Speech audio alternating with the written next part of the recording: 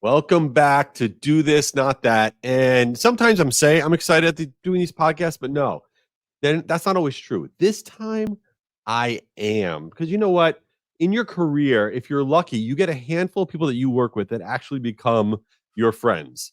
And today, one of my actual real life work people that became my friends is here today, and that is Scott Jeffrey Miller. Now, if you don't know Scott, you'll never need to drink coffee again after hearing him talk, as he is like more energy than I could ever have. He is the 7-time best-selling author of some of the most amazing management and marketing books, and he has his latest book out called Career on Course. And today, we are going to go through some really quick win strategies about how to take your career from accidental to intentional. And that is awesome. So, Scott, welcome to the podcast. Thanks for being here. Jay, I'm on fire. So, thank you so much for the spotlight, the platform. Let's transfer some genius into all of your listeners and viewers. My genius.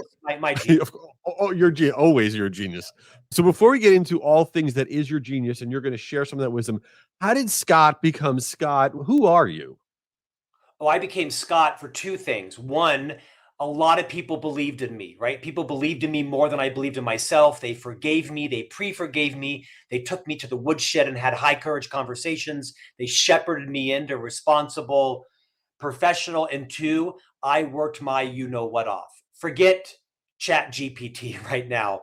Good work ethic is something that is super valuable and super relevant in everyone's career. Yes, work smarter, but don't work smarter than harder. You and I are two of the hardest working people I know, and we're sufficiently smart. But like you, I host a couple of podcasts. I've interviewed 500 people top of their game. None of them are the world's expert or the smartest person on their topic. Maybe they are, maybe they're not. What they all do have in common is they outworked everybody else in their industry. Best-selling author, business titan, celebrity, actor, podcaster. They worked really hard, and that has been the core theme to my 35-year career as a chief marketing officer, as an agency founder, as an author, podcaster, radio host, keynote speaker. I just try to work as hard as I can. Well, I subscribe to that. You know, when you think you've done it all, just keep pushing even further. And let's get into some of these actionable things where people can get their career on course. So I've heard you talk about knowing your professional value. What does that mean?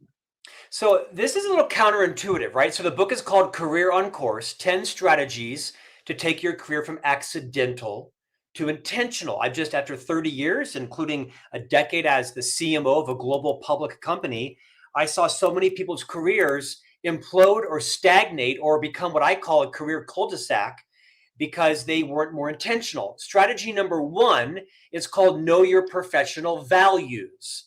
Now, most of us have heard the phrase, you have to define your values. Like most organizations have their values written on a wall somewhere. As a person, you need to articulate what are your personal values. This is not news. I know my 7 personal values.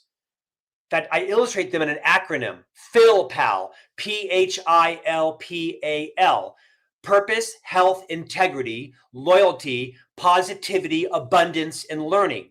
These are my 7 personal values, and I make all my decisions around them. Follow me on YouTube or TikTok or Instagram or LinkedIn, and you'll see my role as a parent, as an entrepreneur, as a husband, as a friend. They align with my personal values.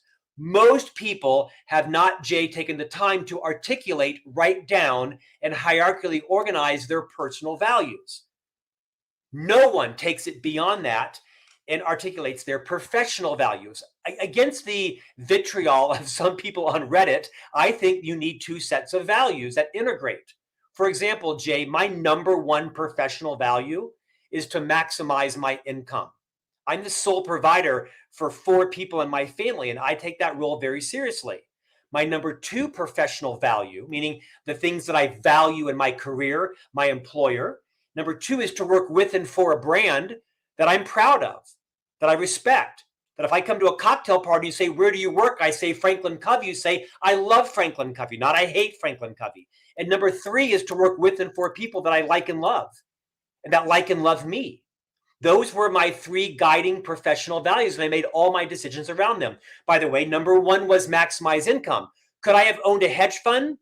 Not smart enough, but the point is, I probably could have made more money somewhere else, but I also wanted to work with a brand that I respect and with people that I liked and loved. My advice to everyone is make 2 sets of values. By the way, your professional values might be you want equity, you want a title, you want to do a stint in Asia, you are a voracious learner, you want to lead a team, you want to retire, you want work-life balance. Write down and commit to your priorities, your list of professional and personal values, because they will at some point come in conflict with each other. And that isn't always bad. You won't know why you're having a struggle in this or that part of your life if you haven't written them down and said, oh, my number one professional value is maximize my income, but my number one personal value is family and being near my in-laws or my grandparents. Well, if you're in sales or marketing, you may be required to move around the nation or, change jobs. And you may be unwilling to do that if you're here for the duration of your parents' or grandparents' caregiving or life.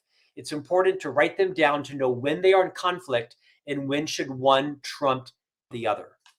Well, it's funny. I never thought of it. I never had it articulated to me, but I feel like I try to do that without even knowing it. Like, I've always wanted to make sure I can be a part of what's going on in my family. Right. And I know that I've left stuff on the table. I've left money on the table, left opportunity on the table because I want to get out of work at a certain time. I don't want to go on every travel, every conference, everything. I'm leaving some money on the table because, to your point, that's part of my value. Like, that's what I am focused on. So I think that's really important for people to really take a moment and reflect on themselves and see what is your value. And along those same lines, you say things like study yourself. Yeah. What does that mean? Should I get a mirror out and look to see if I have any stuff to wash off my face? How do you study yourself? Yes, to a larger extent. This strategy is all about self-awareness. I have had a 35-year career, of which 30 years was formally leading people. I've interviewed thousands of job candidates. I've hired hundreds, and I've had the responsibility of terminating about 18 people in my career. Jay, I've never had to fire anybody because they lacked the technical skill. They had the degree, they had the certification, they had the credential. Every single person I've ever had to terminate for non-market budget reasons was because they lacked self-awareness. They had no idea what it was like to work with them, collaborate with them, go to a trade show with them, be in a Zoom call with them. They just lacked self-awareness. So this one is about studying yourself. I think what too often we do is, and it's well placed, well intended, is we start studying other people. Seth Godin, Dan Pink, Ariana Huffington, Brene Brown. We study our favorite podcast host, our favorite entrepreneurs. We subscribe to, and we learn their past and their journey. And by all means, I think we should do that. I am a voracious studier of other people. However, what I think most people lack is the same discipline, the same curiosity to study yourself. Take me, for example. I am a very loud, charismatic, sometimes even annoyingly energetic person. It's my brand. It generally works well for me. Not even a little bit. That same energy and perceived charisma, look at my voice, look at my hand gestures. I'm in your face. This is how I am 15 hours a day. It repels some people. Believe it or not, sometimes I need to lower my voice, lengthen my cadence, calm down a bit. Half your audience is liking me for the first time on this podcast right now. The point is, we should spend time introspectively. Why do I respond that way? Why am I the first person to always answer a question? Why am I always a solution looking for a problem? Why?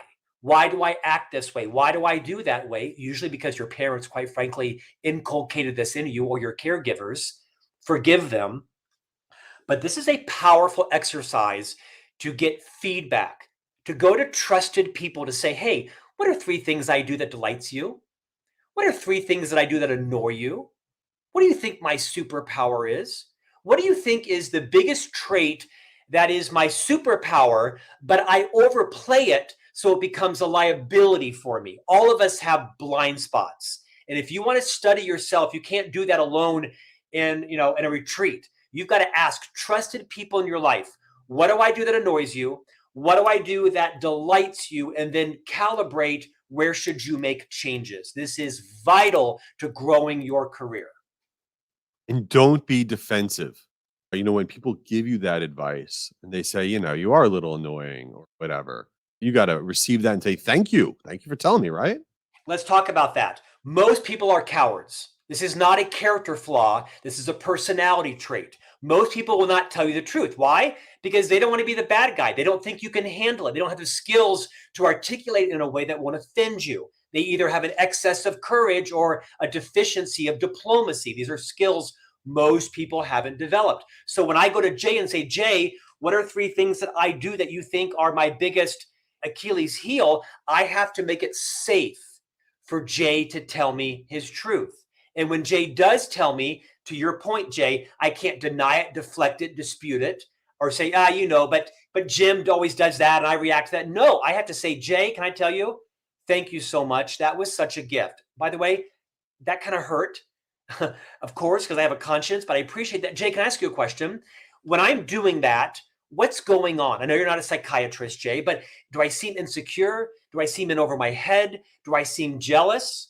Why do you think I'm doing that? The more you can get specific, Jay, the more that I can modify this. And by the way, don't ask for Jay's opinion if you aren't serious about making changes in your life, because the quickest way to get Jay to never tell you any input again is to ask for it and then not implement it or deny it. But the biggest way to make Jay become your champion is to have Jay catch you changing your behaviors. And when Jay is in a situation where someone is questioning your competence or your character, Jay's going to say, can I tell you, I've had a different experience with Scott. Scott actually asked me a few months ago about this, and I gave him some feedback. And since then, I've seen remarkable changes in his behavior. I think you want to give him a second chance. Now, Jay becomes my biggest champion and benefactor. I love that. Turn it around. It's a whole flip the script on everybody. So let's see. Can we sneak in one more before we get to some chaos? I want to sneak in one more thing, which is a long-term plan for your career. I think that almost everybody is focused on the now. I'm the marketing director of this. I am working at this company. I own this small business. I'm focused on today, this month, maybe the next 6 months. But how do you actually make a long-term plan for yourself in your career? Is that possible, or is that just a pipe dream? Well, it's certainly possible, but it is counterintuitive because most things in our life are requiring us to think short term, right? We all have a bit of an urgency addiction. Everybody has an attention span limitation now, whether it's a medical diagnosis, which is real for some neurodiverse people, but also just there aren't less Netflix channels coming. There aren't less SKUs at Whole Foods, right? There are more choices that are barraging us every day. We have to think long term in a short term world. My advocacy is to stop thinking about what's next. I think all of us fell into a little bit of the impulsivity pre-pandemic where people jumped for $8,000 more. They were running from some leader and running towards something that seemed smart. I think the pendulum, like all things in life, swung far one way and is swinging back another way. Here's my invitation. Don't just be thinking about what is the next job. Is it marketing manager? Is it product line director? Is it VP of marketing? Is it CMO? I want everyone here to take a breath. And I want you to think about your career in terms of decades, not in terms of months or quarters or years. For those of you who are in your 20s or 30s, you're going to work, 30, 40 more years. Most of us will have a 50-year career when you think about 22 out of college and retirement in your late 60s or 70s, if that's an option for many of you. Think about your career in terms of decades. I would challenge you to think about, what does the end look like? What's the ultimate? Is it CMO? Is it CEO? Is it owner of the agency? Is it the vice president of a product line or the Western region? And then instead of forecasting your way up there, you start there and you backcast. If you want to become the CMO, you probably will need to be like the EVP or the SVP or the VP or the AVP or the director. You probably need supply chain experience and sales experience. You need, strong technical knowledge. You need to start with the very end in mind. Now, listen, there is serendipity in everybody's career, right? You have to accommodate for serendipity interruptions. But the people who have the most intentional careers are ones that plan their career out decades in advance. And like an airline pilot, you're always going to be a little bit off course. But if I knew I wanted to be a CMO at the age of 50, the only way to get there is to know I had to be a VP of business development. I had to have sales background. I had to know web and email and how to lead people, how to have courageous conversations, to understand how to build brand, how to convert brand into revenue, how to convert revenue into EBITDA. Think long-term with your career and then backcast as opposed to forecast. When I hit the 20-year mark in my career, which was years ago now, I was talking to somebody and they said, wow, I don't know. I don't know what my career is going to be or how much longer or whatever. And this guy put his arm around me. He goes, you're not even halfway through your career. And I was at year 20 and it like blew my mind. I was like, holy crap. I'm not even halfway there and I'm 20 years in. Like it's a long road. And to your point, you gotta think about where you want to be and then work backwards. I love that advice. So let's get into some chaos. This is the segment of this thing called Since You Didn't Ask. Okay, and this is where we talk about nothing to do with all this career stuff. But I have a question for you. I'm not blowing smoke. You literally need to follow Scott Jeffrey Miller on all social media platforms. I'm not exaggerating. He's my number one favorite to follow. I'm going to tell you why. The dude shares way too much stuff that's going on in his life. I mean, I know that he has a champagne flute collection. I know he sneaks his dog in to get coffee in the morning. I know which of his 3 sons are winning what tennis tournament they're playing in. Or losing. I know when they buy new shoes. I know everything. Okay. But here's my question about that. Because you share it all. For a lot of us, when we go to share on social media, especially professionally, this is for me. I share something. I'm like, I really hope this gets engagement because I don't want to share something that'd be a dud, then I'll feel like a dork or whatever. Now, some of your posts get crazy engagement because you have big followings, but some of your posts don't. And I'm curious, do you care about the engagement? Do you ever say, I can't post this, it's too much? Or what is your mindset? Because I don't know anybody like you that just shares the way that you do. I think it depends on what your end in mind is. My end in mind is to help as many people as possible in whatever role they're in that they can identify with me. If it is the father of 2 young sons that are kicking my ass, if it's coming up on my 15-year wedding anniversary and hope she sticks around for a couple more months because it's been tough raising 3 young boys, right? Financial ups and downs. It's your career, it's your friendships. I share a lot of things. I overshare. But I tell you, I don't look at the likes. I don't look at the comments because I know that 95% of people don't make a comment and don't share a like. I'll have a fairly public profile in the US as a 7-time author. And like you, I host a fairly popular leadership podcast. I can't go out to lunch in Utah without someone seeing me at the grocery store or at a bar mitzvah or at a dinner. And they say, oh my gosh, I love that you did this or that. I'm thinking, yeah, that post got 3 likes, but I know tens of thousands of people saw it and it built an impression. Maybe they liked me, maybe they didn't like me. So I just don't look at the likes and the comments because it is such an infinitesimal representation of the number of people who saw it or saw something beforehand. So I try to share things that I think will help other people. Some of them are positive. Some of them are confessions, right? Breakout session at a conference. Nobody showed up. Here's the deodorant my 3 sons are using to apply to their testicles because they're sweating too much, right? Here's the picture of my colonoscopy, which, by the way, got vitriol. People thought it was sexual. I don't know about you, but I'm not sure last time my colon was sexual. My point is, I try not to be inappropriate. I just try to show this is real life, right? I have a nice car and I have a lovely wife and a family that this morning was just a shit show trying to get 3 sons out of bed, brush their teeth, calories in them. Do they have their homework? Have they combed their hair? Is their uniform tucked in? Get in the car. It was that my wife stuck around was by the grace of God this morning because 3 young boys that have my energy and personality is wearing her thin. I try to be, I hate this word. I try to be as authentic as possible. Well, I will tell you that it is inspiring to me. It really does. It pushes me to want to share more. And also, I think you truly have a personal brand. And I think that a lot of people try to get that these days, but you have one, which is this real human being behind all these books you write and all this stuff. So I like watching your journey because it teaches me about how to do my journey. So you are amazing for being here. where should everybody find you, follow you, connect with you, buy your book? What do they do? How do they get involved with you? Just this podcast. There's no reason to be on any other podcast than Do This, Not That with Jay. Now, yes, you can find me. I'm not hard. All my books are on every bookstore in the world and every digital platform. You can visit me at scottjeffreymiller.com. I'm on TikTok. I'm on Instagram, Facebook, YouTube, LinkedIn about 5 times a day to my wife's horror. My children have named it sharenting. I never heard of this term. I call it parenting. They call it sharenting. And so we post a lot. We have some fun. There's a guard with a gun out front in case you try to stalk me. She'll take you down. I got you. Well, you are amazing. Thank you for being here. Thanks for being Do This, Not That. Everyone go follow Scott Jeffrey Miller. He rocks. See you later.